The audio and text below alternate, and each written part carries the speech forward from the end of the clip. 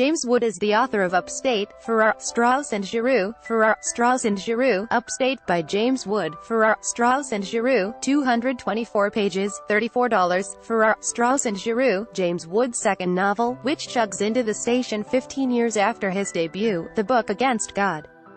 He's been busy, is a quiet anti-epic firmly in the realist mold, no surprise, given Wood's consistent elevation of the latter via his columns as book critic at The New Yorker and his several works of criticism, including 2008's How Fiction Works.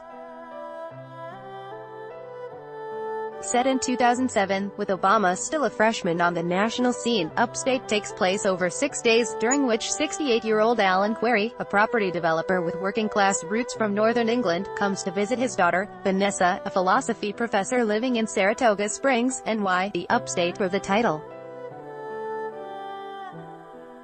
Joining them, too, is Vanessa's younger sister, Helen, a successful music executive at Sony in London, alarm bells having been raised about Vanessa's mental health by her American boyfriend, Josh, whom they've never met.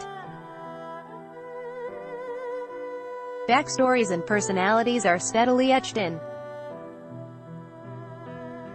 We learn that Alan and the girl's mother had an acrimonious divorce stemming from an affair, hers, and that she died 12 years ago.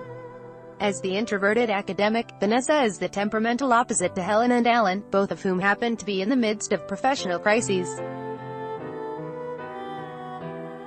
Helen, eager to leave Sony, suggests Alan might invest in her startup idea. She's convinced presciently that music's future will be about borrowing, not owning. Alan, currently suffering the fallout of some poor investment decisions, is eager to help, but when he hesitates, Helen immediately takes umbrage. Article continued below. Conversations revolve around observed differences between Britain and America. Wood uses imagery perceptively and often wittily. Vanessa in love is a cat drowning in cream, and spends what feels like a bit too long describing snow in its various states, falling, melting, reflecting. Vanessa's crisis, which had stemmed from Josh's commitment problems, now seems to be in remission. But despite her claims that all's well, Helen and Alan are alert to subtle indications that Josh, outwardly amiable, remains a flight risk. Vanessa, with her history of depression, unknowingly fragile.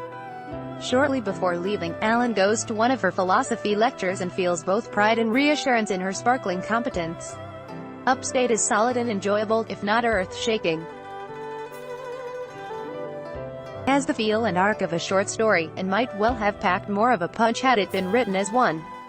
But the questions it raises also feel unusually resonant in the wake of the recent high-profile suicides of Kate Spade and Anthony Bourdain, namely, how to gauge another person's happiness, especially when despair can so easily lurk behind the scrim of professional success. And that sense of invisible urging to think about how we connect as humans, is very much how fiction should work. Emily Donaldson is the editor of Canadian Notes.